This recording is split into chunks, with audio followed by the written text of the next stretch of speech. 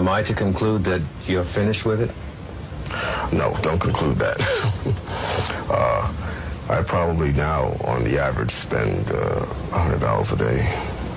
It's about 2 o'clock now. Have you had any today? Not yet. But yet? Not yet. But you can believe when I leave here, it's probably made my next stop. Hey, you're a well-educated man. You have some experience in engineering. Yes. You have earning power, obviously. Right. Why would you be fooling with this stuff? You can stand by and see what's happening to your own life, can't you? I used to say the same thing. I used to witness people, and even people who were close to me, have their lives destroyed by it.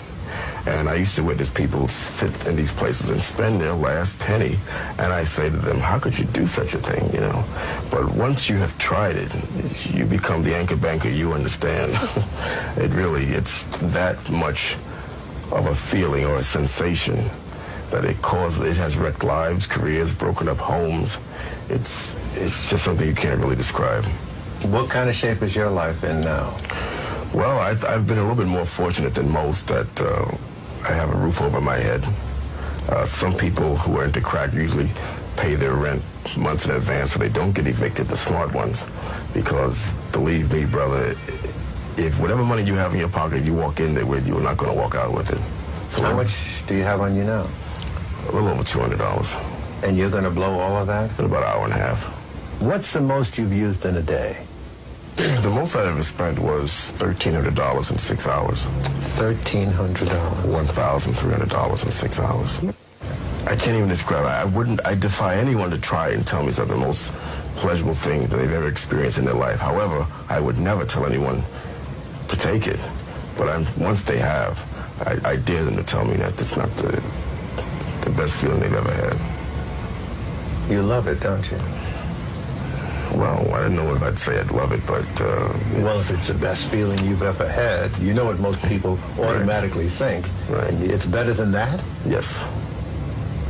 It's better than that. Then you must love it. Then you must love it. It's nice. Now, I'm going to come down hard on you. Crack has made you its punk, hasn't it? It's got you running. It's got your nose open. Right. And it's your master. Yeah. You admit that, just like that. Sure. Some people won't. I know a lot of people who are undercover crack users or in the closet, but I have no qualms about saying that. Do you know anybody who uses crack and controls crack rather than vice versa? No. Crack is the boss. They will make you crack up. Crack is the boss. When you take that hit, that second voice that starts talking to you is now in control. You're not yourself anymore. You get up in the morning and that's the first thing you think about?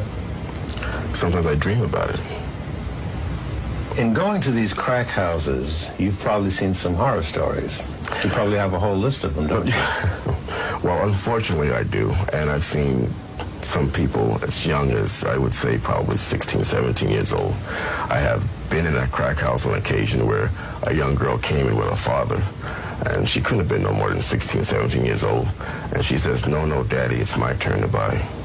I've been in a crack house where I saw a girl in a Catholic school uniform come in, and she couldn't have been no more than 16 or 17 years old. And she bought some cracks and left.